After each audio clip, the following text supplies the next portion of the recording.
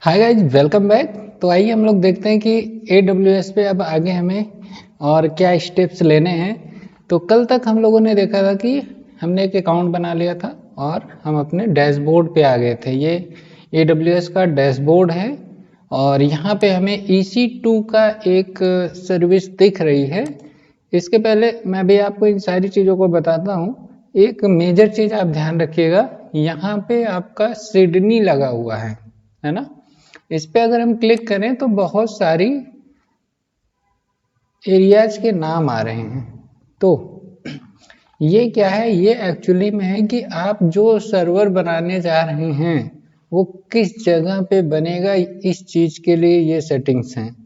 अब हमें चाहिए यूएस का सर्वर, तो मैं सेट करूंगा यूएस ईस्ट ओहियो या वर्जीनिया, आप कुछ भी ले सकते हैं, कैलिफोर्निया, है ना। तो ये सारे यूएस बेस्ड सर्वर हैं।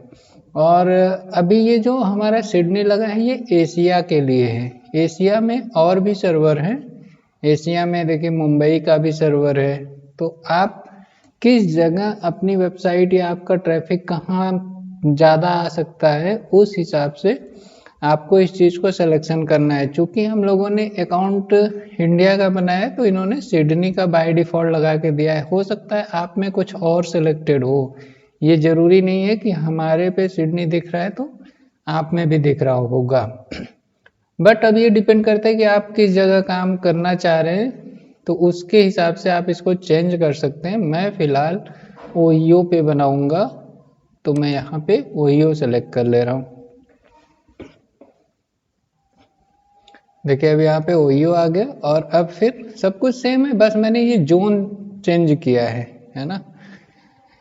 अब हमें क्या बनाना है, एक इंस्टेंस बनाना है। इंस्टेंस क्या होता है कि एक वर्चुअल कंप्यूटर होता है, जो कि यहाँ से आपको एक वर्चुअल कंप्यूटर मिल जाएगा। देन उसके अंदर आपको सॉफ्टवेयर वगैरह इंस्टॉल करके पूरा नेटवर्क सेटअप करना होगा। देन आप अपनी वेबसाइट या कोई भी एप्लीकेशंस रन कर पाएंगे, वो चाहे नोड हो या जो भी हो। तो इंस्टॉलेशन आपको इस टाइप का एक सिस्टम मिल गया है। तो जिस तरह से हम लोग लोकल मशीन में सारे इंस्टॉलेशन करते हैं, इसी तरीके से हमें बस वर्चुअल मशीन के ऊपर करना होगा। तो आज हम लोग देखेंगे कि अपना इंस्टेंस कैसे क्रिएट कर सकते हैं। आप देखो यहाँ पे AWS के पास बहुत सारी सर्विसेज हैं, है ना। और यहाँ से आप सर्च भी कर सकते हैं, तो बहुत सारी हैं। हम लोग इनमें से बहुत सारी सर्विसेज को देखेंगे, पढ़ेंगे, समझेंगे। जो भी ज़रूरी होगा, डेटाबेस वगैरह भी आप यहाँ पे मैनेज कर सकते हैं। बट एक लिमिट के बाद यहाँ पे चार्ज लगने लगता है। तो मैं आपको हर एक चीज़ बताऊंगा, किस पे चार्ज लगेगा, किस पे नहीं लगेगा, कौन सा हमें लेना चाहिए या नहीं लेना चाहिए। आप नॉर्मल आएंगे तो एक डेटाबेस तो आपको चाहिए चाहिए। अगर आप कोई भी वेबसाइट बना रहे हैं तो आप आके यहाँ से डेटाबेस की सर्विस ले लिए, तो इस तरह से ना तो काफ़ी आपका बिल जनरेट हो जाएगा। हमें बिल भी मैनेज करते हुए AWS सर्वर को सेटअप करना है। तो इस टाइप की सर्विसेज को हम लोग यूज नहीं करेंगे, इनका मैं आपको अच्छा तरीका बताने वाला हूँ। तो आइए हम लोग EC2 पे क्लिक करते हैं। अगर आपको EC2 यहाँ नहीं मिल रहा है तो आप यहाँ पे सर्च भी कर सकते हैं EC2, तो ये आ जाएगा EC2, है ना। और यहाँ से भी आ जाएगा, या फिर यहाँ पे भी देखिए EC2 यहाँ पे दिख रहा है।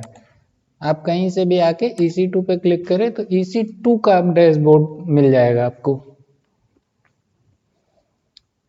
अब यहाँ पे हमारा EC2 का डैशबोर्ड ओपन हो चुका है। यहाँ पे सारी सर्विसेज जीरो हैं, सिक्योरिटी ग्रुप लगा हुआ है तो उसको लगा रहने दें। अब यहाँ पे क्या क्या चीज़ें हैं, इनसे आपको बहुत ज़्यादा मतलब नहीं होना चाहिए। आपको बनाना है एक इंस्टेंस, और इंस्टेंस देखिए रनिंग इंस्टेंस कितने हैं, जीरो हैं। और यहाँ पे टोटल इंस्टेंस भी जीरो है। तो आप यहाँ से या यहाँ से कहीं से भी क्लिक कर लें तो आप इंस्टेंस के डैशबोर्ड पे आएंगे और यहाँ पे आपको करना होगा लॉन्च इंस्टेंस। तो अगर हम लॉन्च इंस्टेंस पे क्लिक करें, दैट मीन्स हम एक न्यू इंस्टेंस क्रिएट करने जा रहे हैं। अब क्या है, कितने नंबर ऑफ इंस्टेंस चाहिए हमें, एक। आप कितने भी बना सकते हैं, ठीक है। तो एक नंबर ऑफ इंस्टेंस आपको बनाना है। और यहाँ पे आपको ऑपरेटिंग सिस्टम मिल रहा है कि कौन सा। यहाँ पे आप नाम दे सकते हैं, अपने इंस्टेंस का नाम दे सकते हैं। तो हमने दे दिया मैक DFS। इसके बाद आपको सेलेक्ट करना है कि किस ऑपरेटिंग सिस्टम में चाहिए। अगर आप चाहते हैं अमेजॉन लाइनेक्स या मैक का system, Ubuntu, Windows, red hot, ठीक है, ये ऑपरेटिंग सिस्टम्स हैं जिसमें भी आप कंफर्टेबल हैं आप उसे ले सकते हैं, बट सब कुछ फ्री नहीं है। अब जैसे कि अगर हम यहाँ पे बात करें अमेजॉन लाइनेक्स की, तो ये फ्री टीयर यहाँ पे अवेलेबल है। इसके अंदर भी बहुत सारे हैं, तो इन दोनों में फ्री टीयर अवेलेबल है। फ्री टीयर क्या होता है कि AWS की कुछ सर्विसेज हैं जो 1 साल के लिए फ्री होती हैं, यानी 12 मंथ आप फ्री में यूज कर सकते हैं विथ सम लिमिटेशन। तो अभी चूंकि हम लोग नए हैं तो बहुत बड़ा प्रोजेक्ट तो नहीं होगा ना, इसलिए अपने को फ्री टीयर पे ही काम करना चाहिए। देन आगे चल के आप कोई बड़ा सर्वर भी इसमें से ले सकते हैं। अब देखिए अमेजॉन लाइनेक्स पे आपका फ्री टीयर एलिजिबल है, आप इसके साथ जा सकते हैं। मैक ओएस पे आएंगे तो यहाँ पे कोई भी फ्री टीयर अवेलेबल नहीं है। आप अगर इसको सेलेक्ट कर रहे हैं तो इसका कुछ ना कुछ बिल आएगा, वो आपको बिलिंग वगैरह में आपको मिल जाएगा कितना पैसा कहाँ से लगना है। तो आप अगर पेड करके जाना चाहते हैं तो आप मैक लें, अदरवाइज ज़रूरत नहीं है। उबंटू में भी फ्री टीयर अवेलेबल है, विंडोज में भी फ्री टीयर अवेलेबल है और रेड हॉट में भी है, बस आपको आई थिंक मैक में नहीं मिलेगा, है ना। तो हमें क्या करना है, विंडोज चाहिए फिलहाल। वेट अ सेकंड, फिलहाल हमें क्या चाहिए, Windows. Some of your current setting will be change और रिमूव, हाँ ठीक है।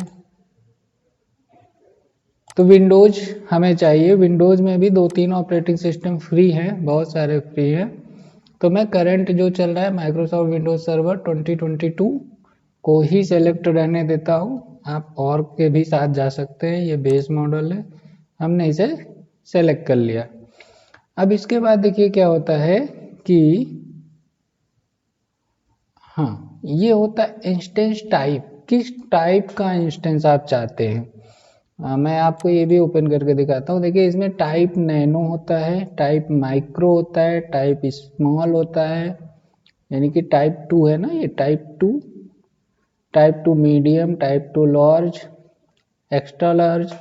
इनमें डिफरेंस भी आपको समझ में आ जाना चाहिए कि यहाँ पे देखिए 1 CPU बट 2 GB की मेमोरी है यहाँ पे। और जो हमारा फ्री टीयर अवेलेबल है उसमें 1 CPU है और 1 GB मेमोरी, यानी कि रैम हमारी क्या होने वाली है, 1 GB की होने वाली है। जिस पे चार्जेस भी लिखे हुए हैं कि अगर हम विंडोज के साथ जा रहे हैं, हमने विंडोज सेलेक्ट किया ना, तो विंडोज में 0.0162 USD पर हावर चार्ज लगेगा। ये लेकिन कब लगेगा, जब आपका फ्री टीयर खत्म हो जाएगा। फ्री टीयर हमारा होता है 750 घंटे के लिए, यानी कि ये जो T2 micro free tier available है इसमें 750 घंटे फ्री है, इससे ऊपर होने पर ये चार्जेबल होगा। 750 घंटे पर मंथ है और ये 1 साल के लिए है। तो इस तरह से आप इसको सेलेक्ट कर सकते हैं। आप और किसी के भी साथ जा सकते हैं, बट उस पर फ्री टीयर अवेलेबल नहीं है जो 750 घंटे की मैं बात कर रहा हूँ। तो मेक श्योर आप अगर विंडोज सेलेक्ट कर रहे हैं तो इसको सेलेक्ट करके रखें जिसमें फ्री टीयर की एलिजिबिलिटी हो। चलिए हमने ये भी कर लिया और यहाँ पे हमें की पेयर क्रिएट करेंगे। इसके पहले मैं एक चीज़ और बताता हूँ। यहाँ पे देखिए वॉल्यूम कितना है, 30 GB। स्टोरेज जो आपको मिलने वाला है वो 30 GB का मिलने वाला है। और इधर देखिए free tier in your first year included 750 hour of T2 micro, 750 घंटे फ्री है। अगर आप 2 इंस्टेंस बना लेते हैं तो आप मल्टीप्लाई करिएगा कि एक दिन में 24 घंटे होते हैं, और इस तरीके से अगर केवल आपके पास एक ही इंस्टेंस है तो वो एक महीने में 750 आवर से कम ही बनता है, थोड़ा बहुत।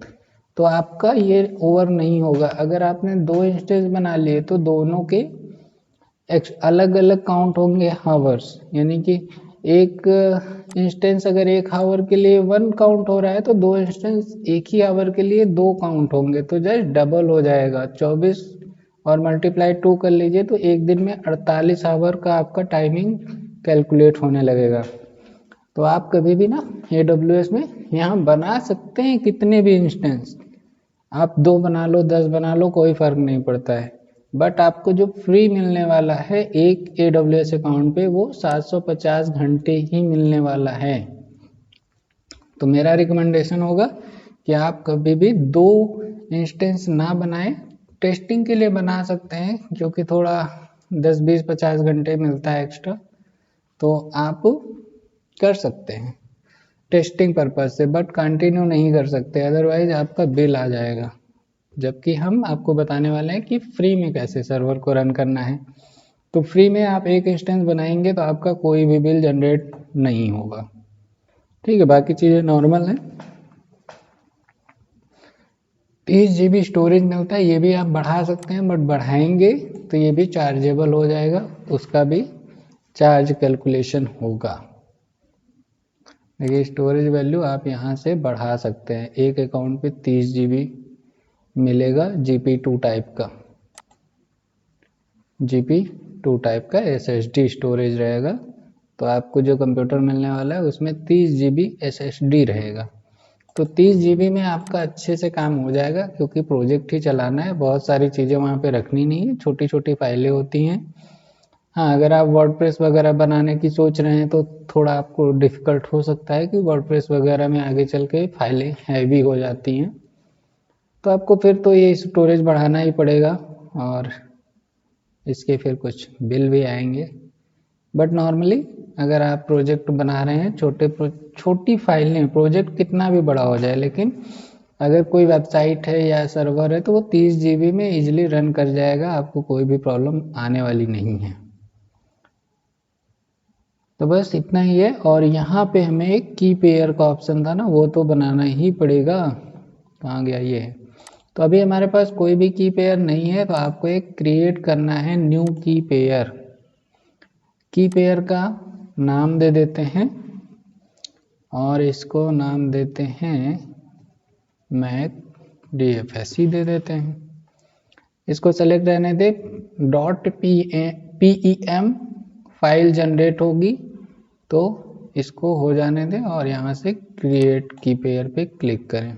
ये एक फ़ाइल डाउनलोड हो गई है, ये बहुत ही इम्पोर्टेंट फाइल है, इसको आप किसी इम्पोर्टेंट जगह सेव करके रख लीजिएगा क्योंकि इसमें ना आपको जो अभी इंस्टेंस मिलने वाला है या जो कंप्यूटर मिलने वाला है उसका पासवर्ड है। मैं भी आपको इसका पासवर्ड भी क्रैक करके दिखाऊंगा कि कैसे ये पासवर्ड आप ले सकते हैं, बट इसी के अंदर पासवर्ड है और ये पासवर्ड ऐसे नहीं है कि आप याद कर लेंगे, इनक्रिप्टेड है और बड़ा पासवर्ड होता है तो आप याद भी नहीं कर सकते हैं। इस फाइल को रखना बहुत इंपॉर्टेंट है, अदरवाइज आप पासवर्ड कभी भी रिकवर नहीं कर पाएंगे अगर ये डिलीट हो गई तो, यानी लाइफ टाइम रखना है जब तक आप इसको चला रहे हैं। तो इसको सेव करके अच्छी जगह रख लीजिएगा। चलिए ये हमने की पेयर ले लिया और की पेयर यहाँ पे सेलेक्टेड हो गया, ठीक है। देन ये देखिए allow RDP traffic from, RDP allow है फ्रॉम एनीवेयर। आप कोई पोर्ट भी सजेस्ट कर सकते हैं बट मैं अभी इसे एनीवेयर ही रखता हूँ, यहाँ से RDP कनेक्ट हो जाएगा। आपको इतना ज़्यादा टेक्निकली नहीं समझना है, बस ठीक है, इसको ऐसे ही सेलेक्ट रहने दीजिए और लॉन्च इंस्टेंस पे क्लिक कर देते हैं। अभी हमारा इंस्टेंस रेडी हो रहा है, इंस्टेंस सक्सेसफुली क्रिएट हो चुका है। अब हमें और कुछ भी नहीं करना है, सिंपली आप EC2 पे आ जाइए और आप देखेंगे कि अब आपको एक इंस्टेंस मिल जाएगा। एक बार रिफ्रेश कर लेते हैं, यस एक इंस्टेंस यहाँ पे आ गया। अभी वो रनिंग नहीं है तो हो सकता है प्रिपेयर हो रहा है ना, ये पेंडिंग इंस्टेंस है, तो थोड़ी देर में आप देखेंगे कि ये रन भी कर जाएगा क्योंकि ये अभी एक सिस्टम जनरेट किया है, आपको अलॉट किया है, फिर उस पर भी प्रोसेसिंग हो रहा होगा, सारी चीज़ें इंस्टॉल वगैरह की जा रही होंगी, तो थोड़ा सा टाइम लगेगा। आप यहाँ से इसको रिफ्रेश करके इसका स्टेटस देखिए अब रनिंग हो गया और स्टेटस चेक इनिशलाइज हो रहा है, थोड़ी देर में ये भी चेकड हो जाएगा। अगर आप अभी फिर से EC2 के डैशबोर्ड पे आते हैं और इसको मैं फिर से रन करता हूँ तो अभी देखिए एक इंस्टेंस रनिंग मोड में आ चुका है और ये प्रॉपरली अब आपके लिए तैयार है काम करने के लिए। अब अगर आप इसको कमांड लाइन से करना चाहते हैं तो कमांड लाइन से कर लें। जैसे आप लाइनक्स वगैरह में होते हैं तो आपको वहाँ तो कमांड से ही करना होता है, बट हमने विंडोज का सिस्टम लिया है तो विंडोज जैसा हम लोग नॉर्मली करते हैं ना, सेम एज इट इज यहाँ भी कर सकते हैं। उसके लिए सिंपली आपको यहाँ पे आना है, इंस्टेंस स्टेटस या एक्शन। ओके, इनिशियलाइज चेक होने का आई थिंक वेट करना होगा।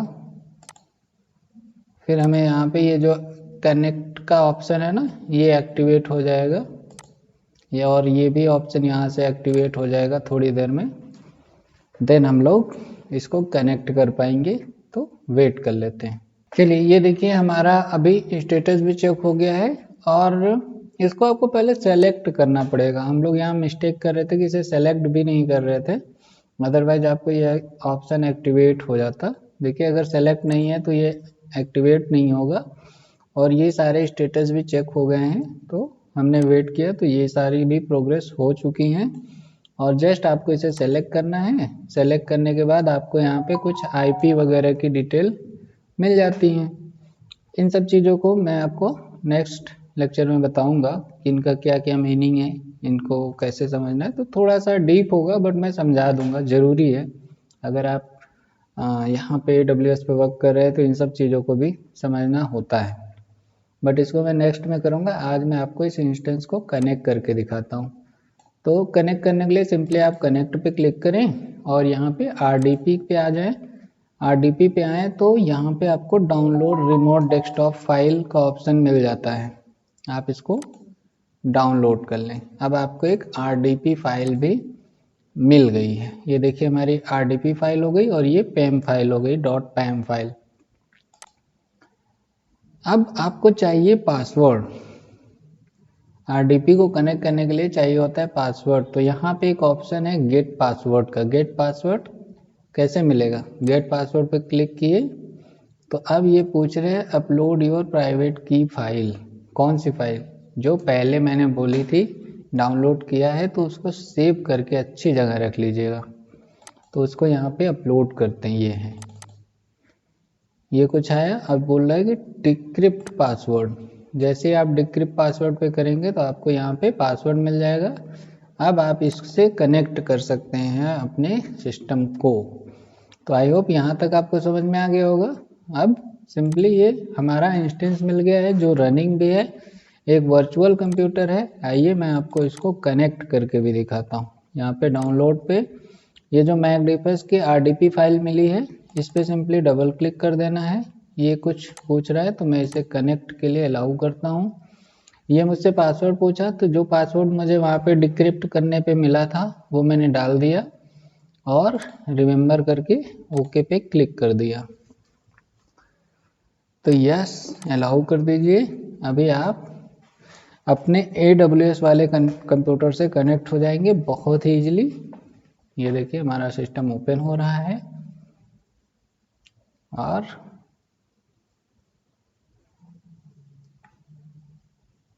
ये थोड़ा सा अपना कनेक्शन में लिया और अभी तुरंत ही ये आपको आ जाएगा।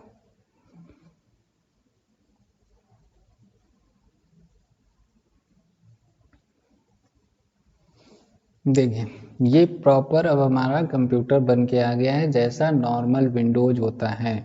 आपको यहाँ नीचे नहीं दिख रहा होगा, बट यहाँ पे सर्च वगैरह के भी ऑप्शन है। जो विंडोज ऑप्शन होता है स्टार्ट, आपको ये विंडोज 10 का ऑपरेटिंग सिस्टम मिला है।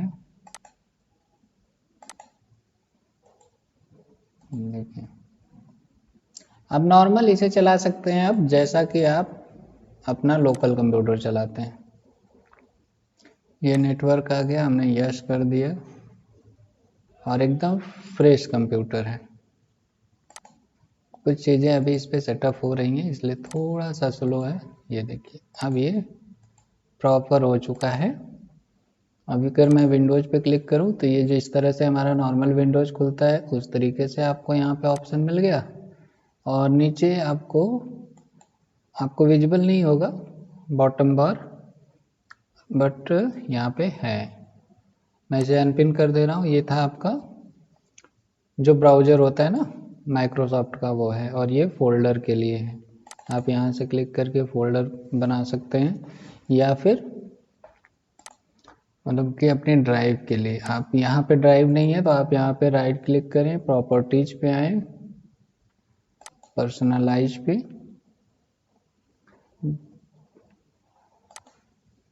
और आई थिंक थीम सेक्शन में डेस्कटॉप आइकन पे कंप्यूटर सेलेक्ट कर लें, रिसाइकल बिन सेलेक्ट कर लें, जो जो कर लेंगे वो आ जाएगा। मैं अभी केवल कंप्यूटर को सेलेक्ट कर रहा हूँ।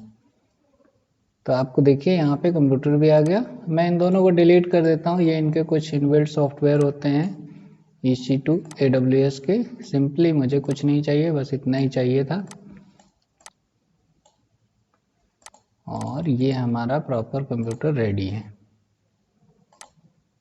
और यहाँ पे जो पिन है मैं इसे भी अनपिन कर दे रहा हूँ।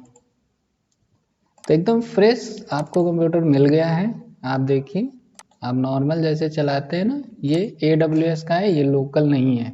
आप देखिए यहाँ पे ये दिख रहा होगा आपको। टोटल 29.9 यानी 30 GB का आपको ड्राइव मिला था, जिसमें से विंडोज इंस्टॉल भी हुआ है, और आपके लिए अभी भी लगभग 15 GB स्पेस फ्री है। 15 GB तो विंडोज का इंस्टॉलेशन की फाइल्स में आ गया, 15 GB बचे हैं। 15 GB में हम लोग अपने सॉफ्टवेयर वगैरह को इंस्टॉल करेंगे और चलाएंगे अपने प्रोजेक्ट को। ठीक है, तो काफ़ी है, 15 GB में हमारे कई सारे प्रोजेक्ट चल जाते हैं, तो इसकी टेंशन नहीं लेनी है। तो आई होप आप समझ गए होंगे कि कैसे हमें EC2 को कनेक्ट करना है, और यहाँ से आप इसकी प्रॉपर्टीज वगैरह को चेंज कर लेंगे। आगे मैं बताऊंगा अगर कुछ ज़रूरी होगा तो। बाकी ये है प्रॉपर कंप्यूटर आपका जैसे लोकली होता है। तो बस आज के लिए बस इतना रखते हैं फ्रेंड्स, और मिलते हैं नेक्स्ट लेक्चर में। Thanks for watching, keep learning guys, and do not forget to like, share and subscribe.